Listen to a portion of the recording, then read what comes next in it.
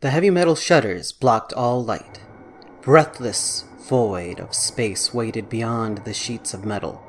Young children played with toys and babbled as adults chatted to each other. Linku ran his fingers through his black hair. We take for granted what a marvel space travel is. We would be arriving at this planet 60,000 years in the future if it weren't for the backpedal system. Despite that, people still take interstellar flights for the weekend trips and casual business meetings. Rita shook her head. I'm allowed to take a vacation with my kids. Next time, I won't bring you at all. Linku folded himself into a lean, putting most of his weight onto the silver bar of the observatory deck. I'm just saying, we should appreciate the things that we have. I think that is what I am telling you. I wish it didn't take so long to disengage the shutters. It'd be nice to see our planet. That is funny.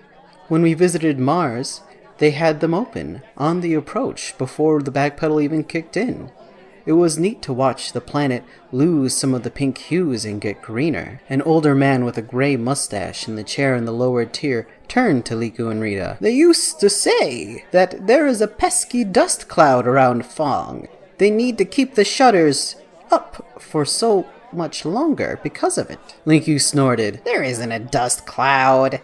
They just don't care enough to let us see. Half the time, they don't remember to open the shutters before we are halfway docked at the station. A little girl in a hoop skirt groaned at her mother. Are they not going to open the window? I want to see Fawn. Rita wagged her finger at Linku before picking up the girl. I've never seen them not open up the shutters. Linku was being a big stinky cheese. The little girl stuck her tongue out at him and spit. A few bored onlookers chuckled as jaunty music played. The bridge was nearly dead silent. Most operators sat quietly at their keyboards, trying not to look out their viewports and outer video feed. A few opened extra windows on their monitors, watching the preparation percentage of the B-pedal system. Others had access to video feed. Double-checking engineers oversaw the transfer of interstellar travel buildup to be siphoned into the coiled machine that would take the craft back in time, before they had even left Mars. The captain sat in her chair, a red cord draped over her shoulder, that shook as she reached for a small metal circle from her pocket, brought it to her lips and sharply inhaled gas from it. She leaned back in her chair and closed her eyes, letting the wave of relief inch up the back of her neck and down her spine. She slowly opened her eyes, letting the dilation from the drug adjust the light. She looked out the window inside before spotting an operator standing beside their controls and staring at the viewport. The other operators around her pretended not to see. The captain leveraged her hands on her knees to stand and approached the operator and said, First flight to Faung? The woman jumped and turned her head. Oh, yes, Captain. Lane. What's your name? Yolanda Cooper. Captain, bridge controls. Open the main viewer so that Yolanda can get a better look. Shutters moved and slammed into one another, opening a window as wide as the room. Red light poured over the bridge and sent a chill over the crew. Yolanda took several steps away from her station and stared at the planet, and she looked for familiar mountains, city lights, great rivers, and the high-rising superstructures of the space needles and elevators. But the planet was barren and split in two halves that spun in opposite directions along the split. Debris dotted the orbit of the planet and rings glimmered around the dead husk. What happened? Yolanda asked. The captain didn't take her eyes away from the impossible sight. We don't know. Did someone investigate it? I imagine they did. What did they find? They never said. Did they send a ship? A crew? Expositions to the futurescape have been done before. No one has admitted to going. Once in a while, a ship goes off the rotation with no notice. Or retirement ceremony. Yolanda's breathing was quick and shallow. What happened? Every question to the subject is ordered to be disavowed. They can't order that. We're independent. Not every ship travels as far as we did. What do other ships see? They see the same thing. Captain Lane turned to Yolanda. Every flight that drops out of speed sees it. Even flights to the moon. Flights that collect and set up satellite telescopes. They get into orbit and they see that. Those flights only take a few dozen years to backpedal. Yes. They always have. Even when the planet was colonized, we inhabited Faung for 300 years, and the cataclysm always appears within a decade. So it should have happened 190 years ago? Perhaps more. And it hasn't?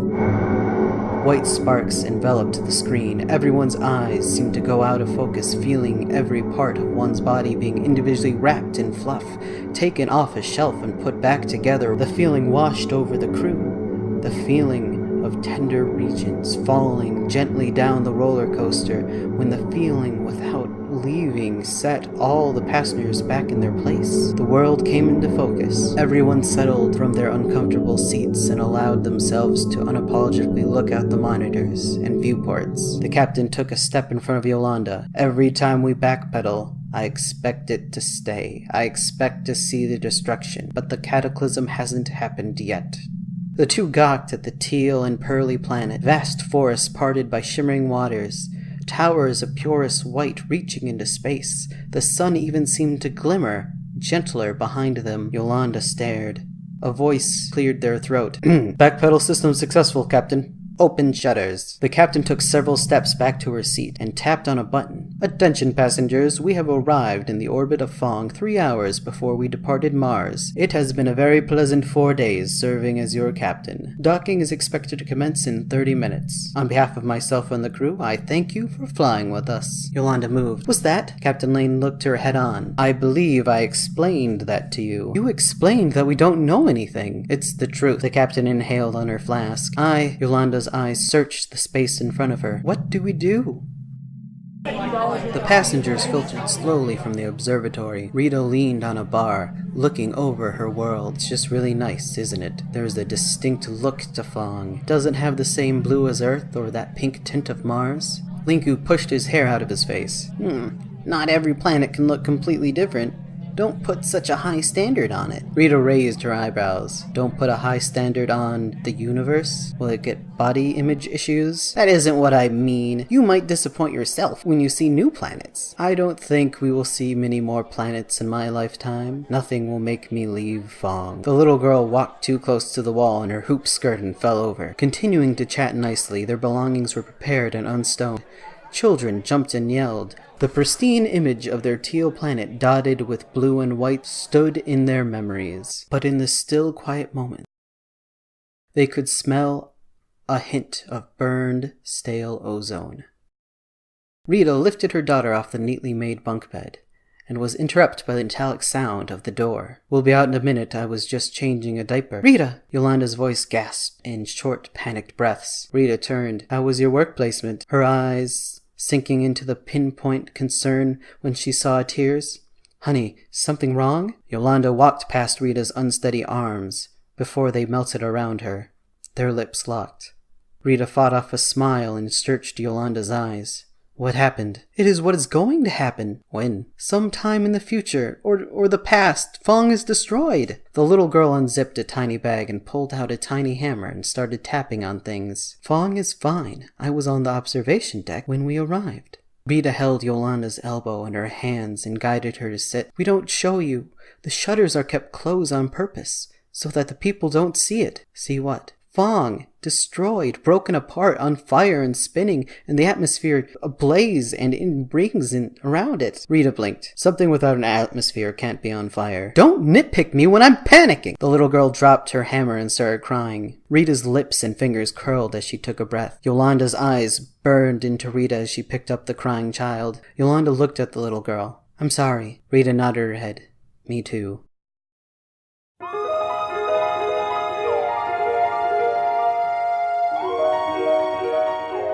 The planet of Faung floats not only between the nothingness of space, but between the uncertainty of being destroyed and being a beautiful life-supporting planet. Bardo, a state between life and death, not dying, but also not entirely alive. The few inhabitants that know the paradoxical destruction don't understand what they should share. Can a planet procrastinate its own destruction? Is there a perpetual ruse of future inhabitants, tricks of light that plan and begin in a future that is just out of grasp? Perhaps, when the residual energies of time travel turn back they move through more than space and time. These questions face the crews that arrive to their impossibly ruined planet, and in the next moment are swept back to the past. But the questions remain. What is their fate? Questions that linger in the twilight. Wait, can I say twilight? Hey, are we? Hey, thanks for watching all the way. That was a reading of my short story, The Bardo of Planet Faung. That is not all there is to it. That's like a quarter of it. I don't know. At this moment, I'm still writing it, and hopefully in the future, someone will publish it. And when someone does publish it, I'll put those information down below. If you want to read the whole story before then, or don't want to bother finding whatever obscure magazine's willing to publish the things I write, you can check out my Patreon, where everything I write is available for you to read for a price. Price of paywall. Money. If you watch the video this long, you'll probably like it. Give it a like. Maybe give me a comment and see how you like it. And maybe give me theories about how the story will end. Though I already have my own idea, I'm willing to listen to more. Go ahead and nitpick that time travel is impossible, and that's not how time travel works. I'm fine with that. Do it. Do it. It's a fantasy movie. You know, do all the things. Like, share, subscribe.